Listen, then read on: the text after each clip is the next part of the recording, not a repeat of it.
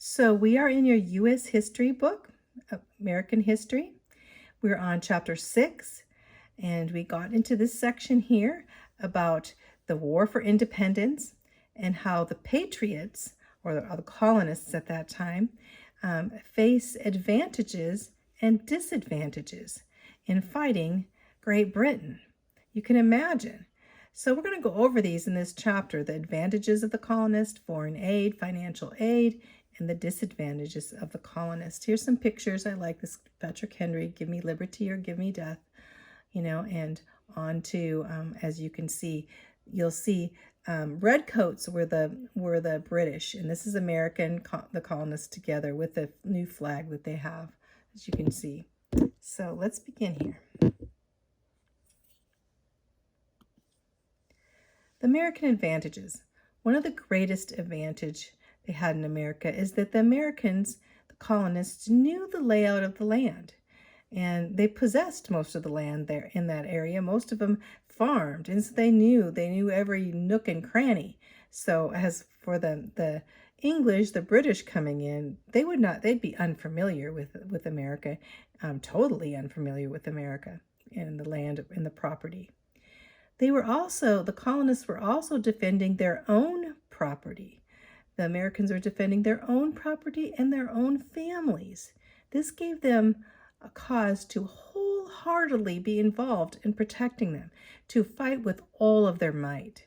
The British soldiers that were coming in did not, especially the hired mercenaries as the Hessians were coming in, they wanted to go back home to their own families.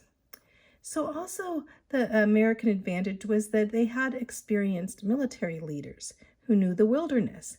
They had just fought this French and Indian War, and so many of them had been trained in the military, that Great Britain had actually trained them. So one of the greatest leaders would be George Washington. He fought in the French and Indian War, and he was also a surveyor of the land, so he knew the land very well. And he definitely would become the chief of the army, basically heading the war. So he would be considered, and later on we know that he'd become first president of the United States. So here's some pictures. I love this picture, though, it's Mel Gibson here, but The Patriot, if you've seen that movie. But anyway, there's a picture of him, and he will play one of the characters that are in American history. We'll go over that later. So let's go on. The British disadvantages. Well, the British, first of all, the British military were called the Redcoats, and they fought in the unfamiliar territory far from home. They had to come across the Atlantic into this wild terrain they didn't know. And the war in America was very unpopular in Great Britain. Most Englishmen were hesitant to shed American blood. Many had relatives in America and had friends in America, so they really did not want to go fight in America. And the English people did not want to be taxed for a war with America. Basically, they said, we don't want to pay taxes here in England for a war and fighting against America. It wasn't worth it to them. And this war was not something that they wanted to be involved with, most of English, even the English people. Many believed colonists in America had a right to fight for their freedom, because they saw what was happening, what the Parliament was doing, and what the king was doing to Americans. And they thought if we were in their shoes, we would stand up too. So a lot of the British disadvantages was that they couldn't really get many soldiers, and that's actually why the king had to hire some of the soldiers to come.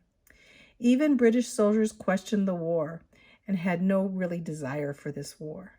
There was little enthusiasm for this war in Great Britain. That would be a disadvantage. Plus, foreign aid was coming to America. France, Spain, and the Dutch Holland, they gave aid and supported America. Benjamin Franklin and 2 others had come to France before the war as diplomats to France, And the French loved them, loved Benjamin Franklin. And France especially wanted to support America. But France did prove to be America's most valuable ally, although France was very hesitant to join America at first. They had fought other wars with England, and they weren't really wanting to jump in with America right at first, but they just sent supplies. But later on, when victory seemed evident, and that the colonists, after one of the battles of the Saratoga battle, they saw and thought, wow, let's help them. They are winning. And so then that's when they joined into the battlefield. But before that, the French and Spanish and the Dutch sent supplies to America. Here's Benjamin Franklin in France here. So, and here's where the French are signing to join in as an ally in America in battle. Foreign patriots. Yes, people came from foreign lands to fight for America. One of the most famous was Marquis de Lafayette.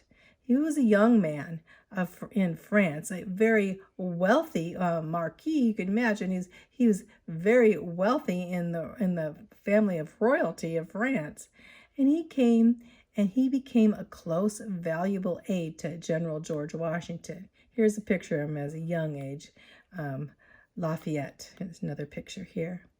Also, Baron von Steuben of Prussia helped Washington train and drill American troops. And also two Polish young men, Thaddeus Kosciuszko and Kazimierz Pulaski of Poland. And they both came and actually gave their lives for fighting for American freedom.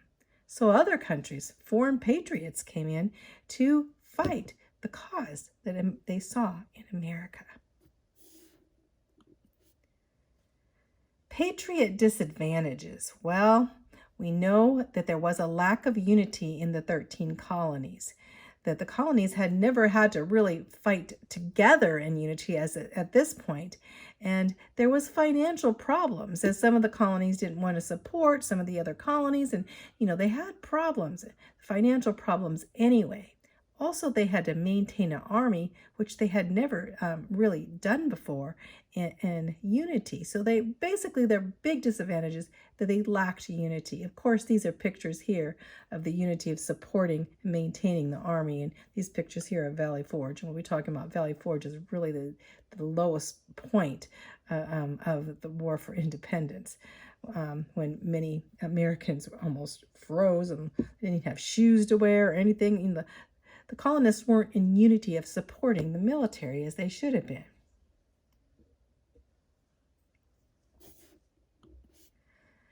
The lack of unity and cooperation, as I said before, there were 13 separate colonies or states. And the Continental Congress, they all looked to the Continental Congress, but it was only out of necessity. They didn't want to be ruled by a central government at this time yet. They were used to their separate colonies or their separate states now. And so they didn't want too much power in the federal government or the central government as the Continental Congress would be. And they had a lack of trust with each other, which made them move very haltingly, slow in the war effort. They had to go through channels to trust each other. In fact, George Washington, as I said, in 1777 and to 1778, had asked for food and supplies, for the American army was starving at Valley Forge. And the colonies bickered over who was going to bring in food and supplies at this time. So what a downtime. They also, of course, had financial problems. Raising funds was a problem for raising funds for a war with Great Britain, one of the greatest empires in the world. So they started with $250 million in paper money, and they printed this continental currency. And so basically, and then they decided, well, we need to print our money. And so then they printed another $250 million of continental currency. But the currency was not backed by gold or silver, so it inflated, called inflation. And this inflation occurred until almost these continental dollars were worth nothing. In fact, there's a saying even today that said it's not worth a continental dollar. That means continental dollars were worth nothing because they inflated so much that they couldn't buy anything. And so then they would have to try to get loans from Americans, from colonists, and from foreign powers. So the government had to get loans from the colonists if they could. There weren't very many totally wealthy colonists, and they had to go to the foreign powers such as France and Spain and Holland to see if they could get loans for this war effort, especially to France. Robert Morris was of Pennsylvania. He lived in 1734 to 1806. You see him. He was the superintendent of finance in 1781. We're talking, about the Continental Congress there. Well, so he had to borrow money on his personal credit to relieve the army, to get funds for the army, his personal money. And he did go and actually acquired a loan from France. So in doing this, he put the United States back on sound financial basis, actually saving the United States in many ways. Robert Morris of Pennsylvania. Remember him? Ham Solomon, a Jewish man, a Polish Jew. He lived 1740 to 1785. And he ran brokerages, very wealthy, in New York City and Philadelphia. He was imprisoned by the British twice as a spy. He was an American patriot, all in all. He was even sentenced to death by the British, but he escaped twice from the British. I don't know how he escaped, but he did. And he helped Morris obtain loans from France. He even donated his own money to individual patriots. So he gave money to Thomas Jefferson and to James Madison to support them. So here's some pictures, because we have here he is right in this picture here of Ham Solomon. It says Ham Solomon's financier of the Revolution came to America in 1772 when he was imprisoned. Twice here, lived in Philadelphia, and he was active in the Jewish community. A broker, he lent money heavily to support the war, and he never was repaid, and he actually himself died in debt. So here we have Ham Solomon, an American patriot. I think that's the last one for this section, and we'll stop and we'll go on to the next one. Let me see. Oh, wait, maintaining the army. It's not. So the army had a lack of finances. Untrained troops, undisciplined troops. They were low on supplies. They had inability to even pay the troops. They didn't know how they were going to pay the troops. And so many of the soldiers, they'd fight for a while, but they needed to go back home for harvest time because their family would be starving. So here's the pictures. Basically, this is of George Washington trying to take care and maintain the army, which was a big task for him. So let's stop there and we'll go on, but those were some disadvantages.